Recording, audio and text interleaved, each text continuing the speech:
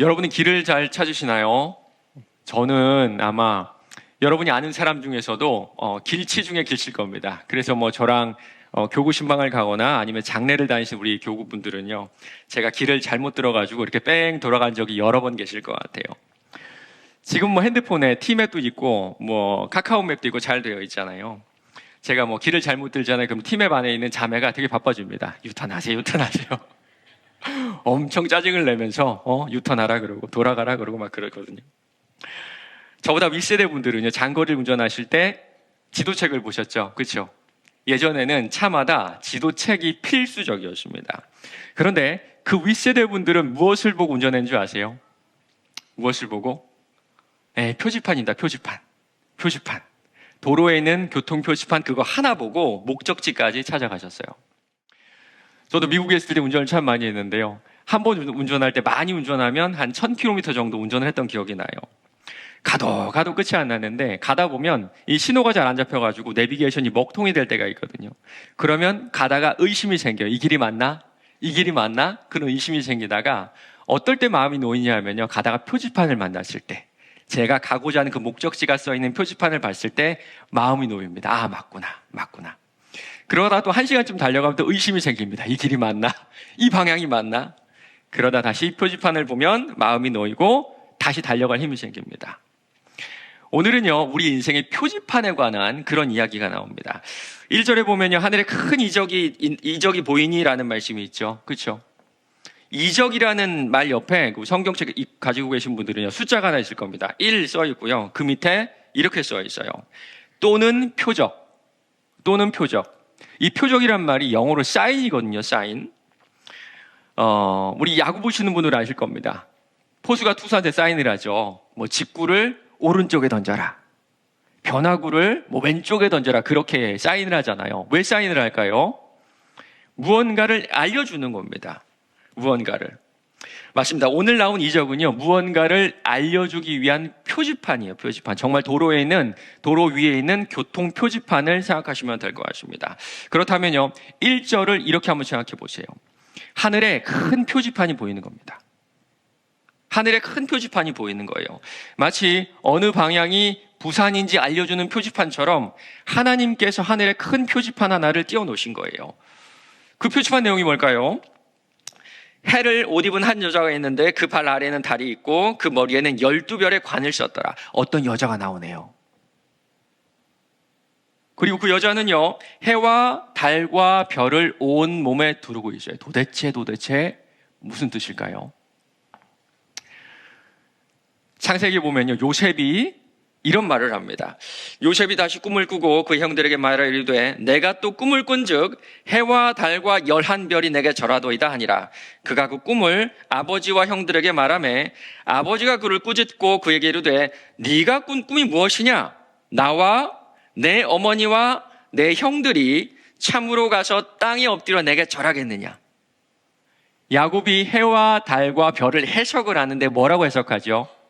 자신과 자신의 아내와 그리고 자신의 아들들이라고 지금 이야기를 하고 있는 겁니다. 우리 2절도 한번 볼까요? 이 여자가 아이를 베어 해산을 하게 되매 아파서 애를 쓰며 부르짖더라. 그 여자가 해산의 고통을 지금 당하고 있는데 아이를 낳았나요? 못 낳았나요? 못 낳았어요. 아직 아이를 낳지 못했습니다. 오늘 이 자리에 우리 구약성경대학 열심히 수강하고 있는 분들 계시죠? 한번 손 한번 들어보실까요? 구약성경대학 들으시는 분 손 한번 들어보세요. 제가 오늘 다 나라고 그랬는데, 다 오시라 그랬는데. 네, 제가 물어볼까봐 지금 손 안 드시는 거죠? 맞습니다. 제가 지금 뭔가 여쭤볼 겁니다. 여러분 대답하세요. 아시겠죠? 북쪽 이스라엘이 몇 년도에 망했죠? 기원전 722년 맞습니다. 722년이죠. 그리고 누구한테 망했죠? 아수르 맞습니다. 아수르. 그때 쓰여진 성경이 바로 이사야서인데요. 우리 이번 주에 배웠었죠. 26장에 이런 말씀이 있습니다. 여호와여, 잉태한 여인의 산기가 임박하여 산고를 겪으며 부르짖음같이 우리가 주 앞에서 그와 같으니이다. 우리가 잉태하고 산고를 당하였을지라도 바람을 낳은 것 같아서 땅에 구원을 베푸지 못하였고 세계의 거민을 출산하지 못하였나이다. 멸망해가는 이스라엘을 여자라고 표현을 합니다. 그런데 그 여자가 지금 아이를 낳았나요? 못 낳았나요? 아이를 낳지 못하고요. 바람을 낳은 것 같다. 이런 얘기를 하고 있네요. 바람을 낳은 것 같다. 사실 우리도 지금 이런 말을 자주 쓰고 있지 않나요? 바람 맞았다. 바람 맞았다. 이게 무슨 뜻인가요? 약속을 했는데 상대방이 나오지 않았을 때 우리는 바람 맞았다 이렇게 말하죠. 지금 이스라엘의 운명은 풍전등화입니다. 풍전등화. 그래서 불안함과 두려움 가운데 구원자가 나타나기를 바랬는데 구원자가 나타났을까요? 나타났을까요? 아닙니다. 바람 맞았어요. 바람 맞았어요. 땅에 구원을 베풀지 못하였고. 맞습니다. 오늘 말씀에 나온 여자는요, 이스라엘이고요. 좀 더 정확하게 말하자면 구약시대에 메시아를 기다렸던 신실한 공동체를 말해요. 아브라함부터 시작한 이스라엘은 완전히 망해서 역사 속에서 사라졌죠. 왜 망했을까요? 한 가지 이유를 들자면 우상숭배입니다. 우상숭배. 나를 의지했고 다른 사람을 의지했고 그리고 돈을 의지했습니다. 나를 섬겼고 다른 사람을 섬겼고 돈을 섬겼어요.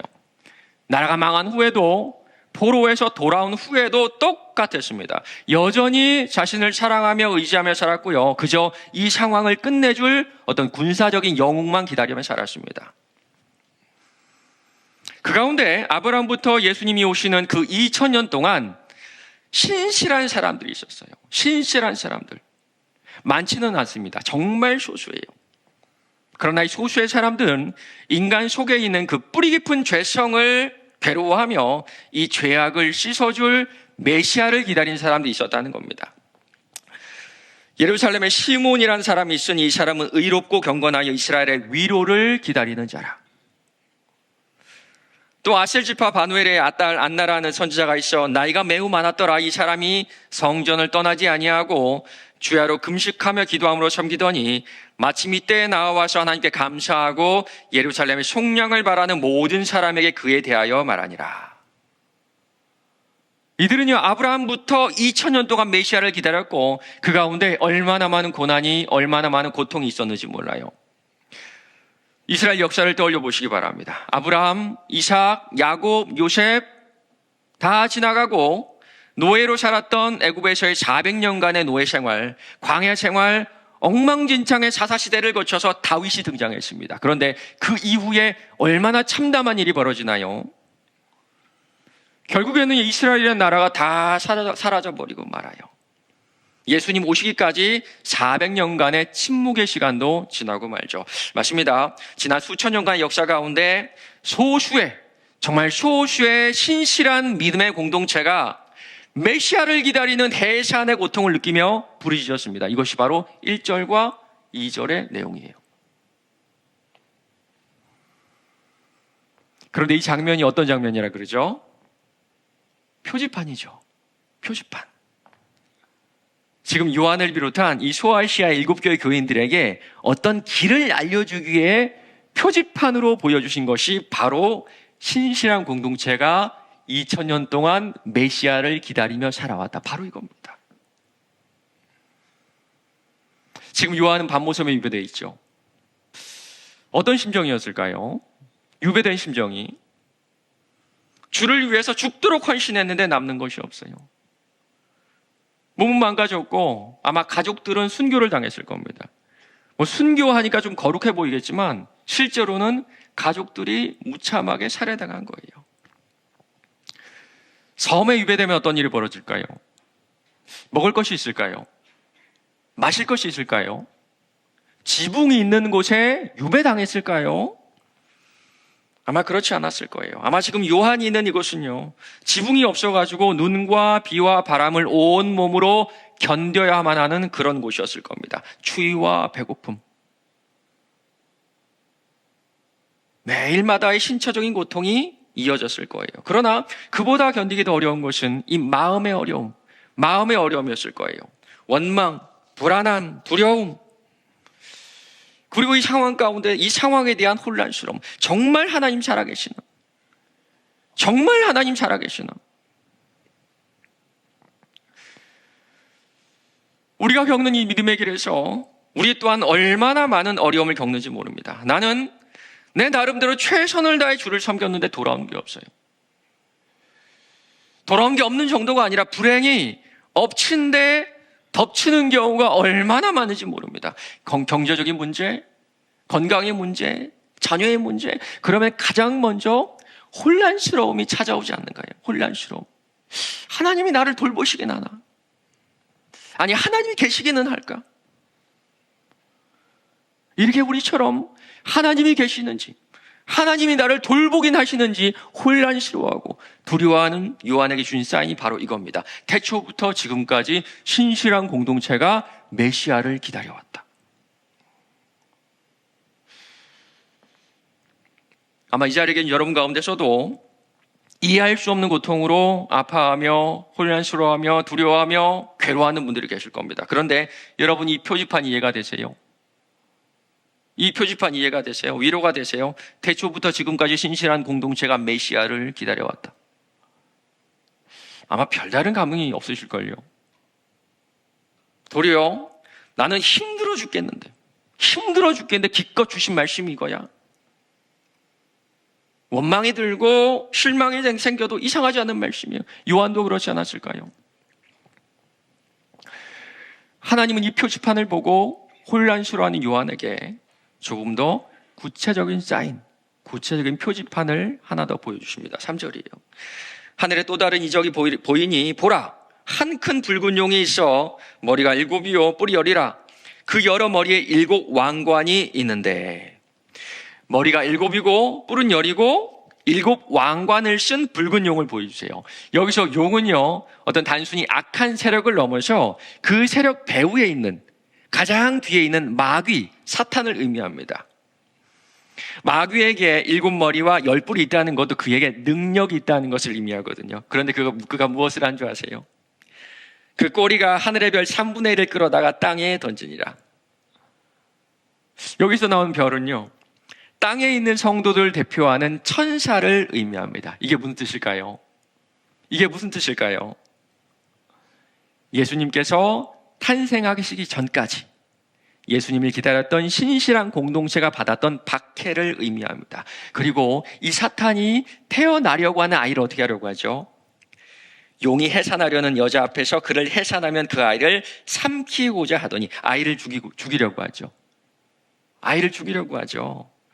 맞습니다. 태초부터 지금까지, 태초부터 예수님이 태어나기 직전까지 사탄은 예수님의 탄생을 막으려고 온갖 수를 써왔어요. 역사상 가장 완전한 사람이었던 다윗도 넘어뜨렸고요.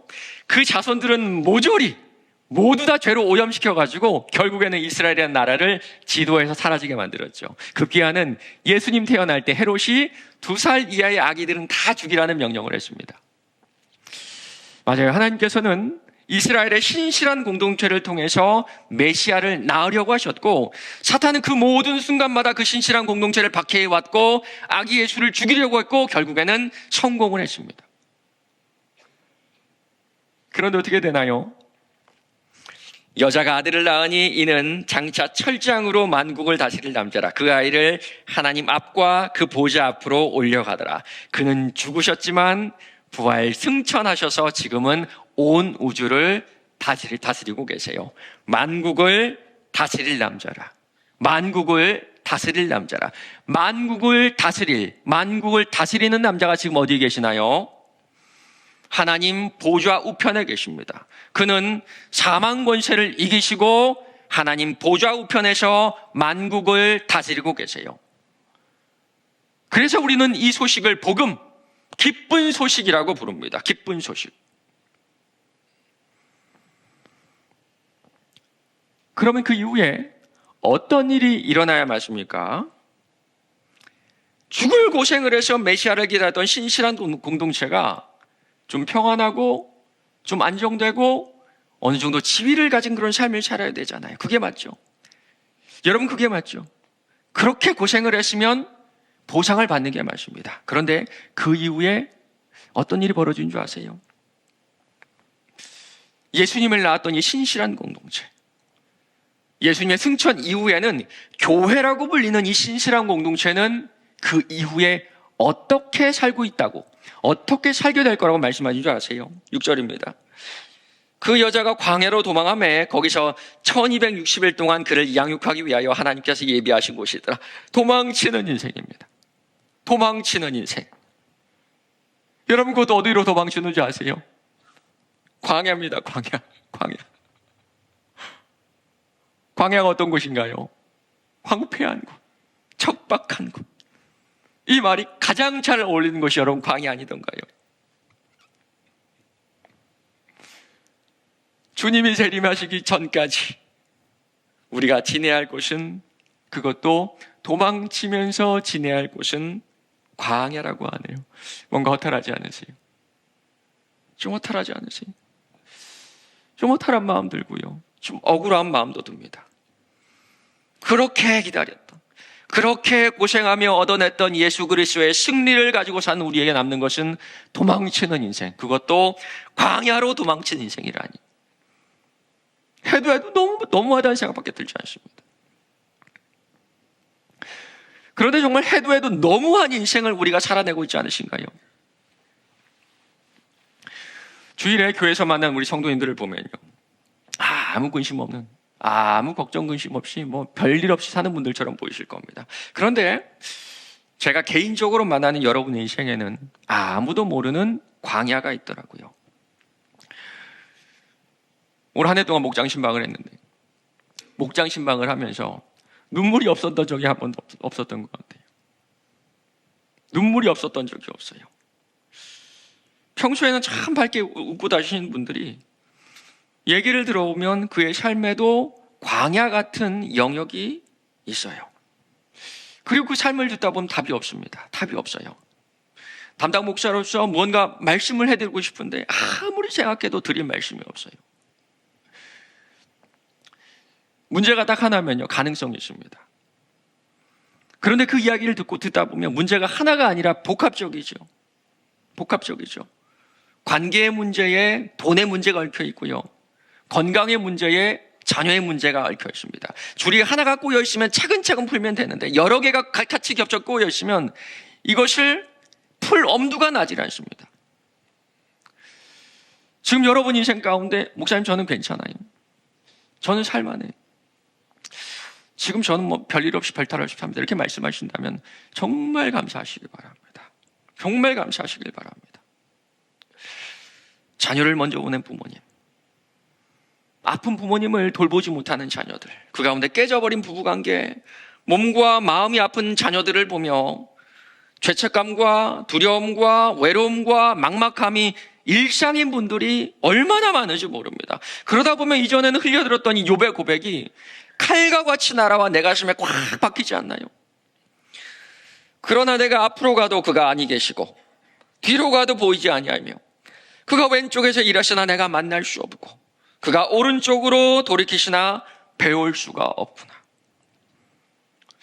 하나님 도대체 뭐 하고 계신 거예요? 하나님, 내 인생이 도대체 왜 이래요? 왜 아무 말씀도 하지 않으세요? 주님 어디 계십니까? 아버지 도대체 어디 계십니까? 나는 예수님의 착한 제자인데 우리 주님께서 나를 잊으셨다는 생각이 들어요. 그런데 그런 우리에게 우리 주님 뭐라고 하시는 줄 아세요?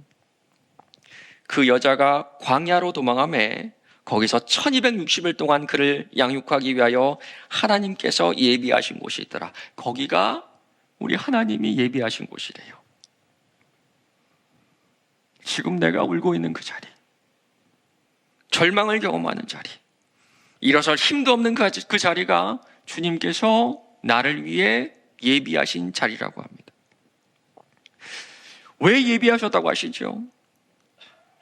나를 양육하기 위하여. 우리는 평안하기 원합니다. 부자가 아니더라도 안정되기 원하고 무탈하기를 원해요. 이게 우리가 생각하는 성공적인 인생이죠. 그러나 주님은 우리가 성공이 아니라 성숙하기를 원하세요. 그래서 죽을 힘을 다해 광야를 떠나고자 하는 우리를 다시 광야로 밀어넣으시는 겁니다. 신명기 말씀이에요. 여호와는 너를 애굽 땅 종되었던 집에서 이끌어내시고 너를 인도하여 그 광대하고 위험한 광야 곧 불뱀과 전갈이 있고 물이 없는 건조한 땅을 지나게 하셨으며 또 너를 위하여 단단한 반석에서 물을 내셨으며 내 조상들도 알지 못하던 만나를 광야에서 내게 먹이셨나니 이는 다 너를 낮추시며 너를 시험하사 마침내 내게 복을 주려 하심이었느니라. 광야는 원래 시험을 받는 곳입니다. 마치 예수님처럼요. 동시에 광야는 하나님의 보호하심이 있는 곳이에요. 특별히 6절에 나오는 곳이라는 대명사는 신약 성경에서 성전을 의미합니다. 맞습니다. 우리가 하나님을 전심으로 예배하는 곳은, 전심으로 예배하는 그 성전은 광야 밖이 아니라 광야 안에 있어요. 여러분 정말 그렇지 않나요? 여러분 정말 그렇지 않나요? 우리가 마음을 다하고 힘을 다하고 뜻을 다하여 주 나의 하나님을 섬기며 의지하는 그곳은 우리 인생이 철저하게 광야에 있을 때입니다. 의지할 사람 아무도 없고 답도 없고 소망도 없고 내 인생이 막다른 곳에 이르렀을 때 그제야 우리는 성전에서 예배다운 예배를 드려요. 그리고 우리 주님은 거기서 우리에게 복 주시기를 원합니다. 혼내기 위하심이 아니, 벌 주시기 위함도 아닙니다. 주께서 내 원수의 목전에서 내게 상을 차려주시고 기름을 내 머리에 부으셨으니 내 잔이 넘치나이다. 내 인생에서 가장 낮아진 그 자리, 이제야 내가 내 몸을 산 제물로 다 드리는 그 영적 예배 자리에서 주님은 우리에게 상을 차려주시고 내 잔을 채워주시려고, 내 잔을 채워주시려고 우리를 광야 한가운데 그 성전으로 인도하시는 겁니다. 그리고 그 기간은 1260일 3년 반이에요. 우리가 다시 오실 주님을 기다려야 하는 그 시간, 끝이 없는 것 같지만 분명히 끝이 있는 그 시간이 지나면 우리 주님은 나를 광야에서 다시 주님 계시는 그 주님의 거룩한 보좌로 올라갈 줄로 믿으시기 바랍니다. 우리 다시 처음으로 돌아갈까요? 처음으로. 반모섬에서 유배를 당하며 육체적으로 정신적으로 허기진 자리에 살았던 요한에게 세상에서 믿음을 지키며 살다가 배를 굶고 가족을 잃고 건강을 잃고 조롱을 당하며 박해받는 7교회 성도들에게 지금 이 표지판을 보여주시는 겁니다. 지금 네가 가는 그 길이 맞다. 지금 네가 가는 그 길이 맞다. 딸아, 내가 네 이름을 안다. 아들아, 내가 너의 고통을 안다. 내가 너의 모든 것을 책임지고 있으니 이제 나를 온전히 의지하렴.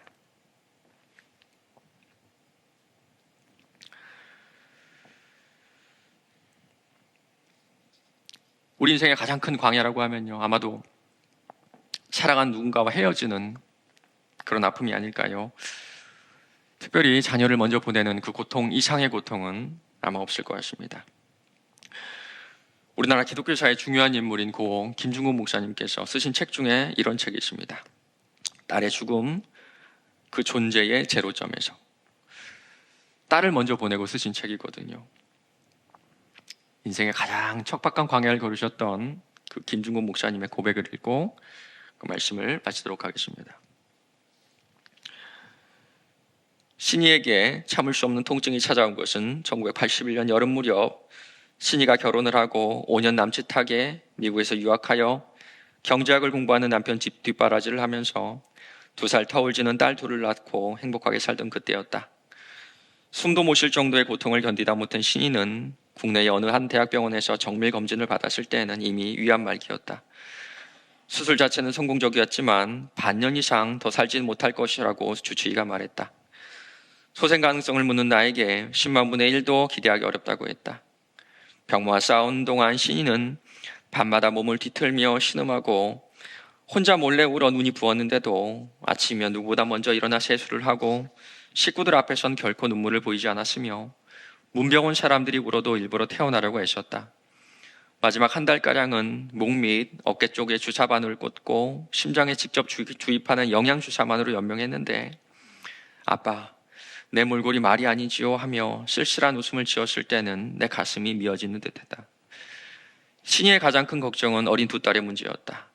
장마에 햇빛 나듯 잠깐 통증이 멎으면 신이는 두 아이를 안고 창가 의자에 앉아 엄마가 나으면 동물원에 가고 짜장면도 먹으러 가자며 기약 없는 약속을 하곤 했다. 속으로는 애써 눈물을 참으려고 혀를 깨물면서도 병실 창문 너머로 개나리꽃이 만발한 4월의 어느 날 여동생 윤희와 담소를 나누다가 갑자기 즐거웠던 옛날 생각이 났는지 일어나 앉아 나의 손을 꼭 잡더니 아빠, 나 살고 싶어요. 살 길이 없을까요? 하고 간절한 눈빛으로 애원해 또 한 번 나의 마음을 아프게 했다. 신이가 생명이 얼마 남지 않았다는 말을 의사로부터 들었을 때 나는 조용히 신이에게 말했다. 신이야, 이제 너는 주님 만날 준비를 해야겠다. 그때 신이는 오히려 부모를 위로하며 빛나는 얼굴로 영감에 찬 기도를 드렸다. 주님, 만약 다시 살 기회를 한 번 더 주신다면 제가 어떤 삶을 살 것인지 주님이 잘 아십니다. 그러나 주님이 어떤 잔을 주시더라도 감사하고 찬송하며 마시게 해주십시오. 주님의 뜻에 순종하고 싶습니다. 제 고통과 눈물이 기도가 되고 찬송이 되게 해주십시오. 세상 떠나기 전날 신이는 모처럼 만에 편안한 잠을 잤다. 깨어나서는 맑고 평화로운 눈동자로 가족 한 사람 한 사람을 응시하며 반갑고 고맙다니 잘했다. 그 모습이 아주 편안하게 보여 나는 내심 기적이 일어나는 게 아닌가 작은 기대를 가졌을 정도였다. 나는 이튿날 아침 기도를 마치고 사무실에 있는데 간호사가 전화를 걸어왔다. 곧장 달려가 보니 신이는 숨을 거두고 있었다. 눈을 감고 주님 품에 안긴 종이장같이 마르고 창백한 신이 얼굴은 태풍이 지나간 뒤에 호수표면처럼 잔잔했다. 지상에 살아있는 사람 가운데 그토록 성스럽고 가난한 여인의 얼굴이 있을까? 그 얼굴은 분명 티 없이 해맑은 천사의 얼굴이었다. 그 모습을 지켜보노라니 나도 잔뜩 감겨 터질 것만 같던 고통의 태엽이 한 가닥 풀리는 느낌이었다. 그날 이후 나는 세상 욕심을 다 버리고 마음이 가난해졌다. 가난해짐으로써 풍요로워졌다. 한없이 자유로워졌다. 주님은 신이를 땅 위 아버지인 나보다 더 사랑하시고 더 필요로 하셔서 하나님의 시간과 하나님의 방식으로 더 좋은 곳에 신이를 데려가신 거라고 생각하니 절로 찬송이 터져 나왔다. 아이들에게는 엄마의 죽음이요, 사위에게는 아내의 죽음이요, 나와 집사람에게는 딸의 죽음이니 아비 된 내가 12번도 더 딸의 고통과 죽음을 대신하고 싶었지만 아무도 대신할 수 없었다. 오로지 주님만이 대신할 수 있었다. 그것은 나의 가장 소중한 것을 주님은 끝내 빼앗아 가셨지만 빼앗은 그 손보다 다른 손에 예비하신 주님의 아름다운 선물을 기쁜 마음으로 바라본다. 그것은 고통과 슬픔이 없는 영원한 생명이다. 지금 사랑하는 내 딸 신이는 고통과 슬픔에서 벗어나 찬란하고 황홀한 주님 곁에서 천사들과 무성도들의 찬송을 들으며 안식과 희락과 사랑과 건강과 행복을 누리고 있다. 후일 내 생명이 끝나 주님 품에서 깨어날 때 그 애가 제일 먼저 꽃다발을 들고 아빠를 마중 나와줄 것이다.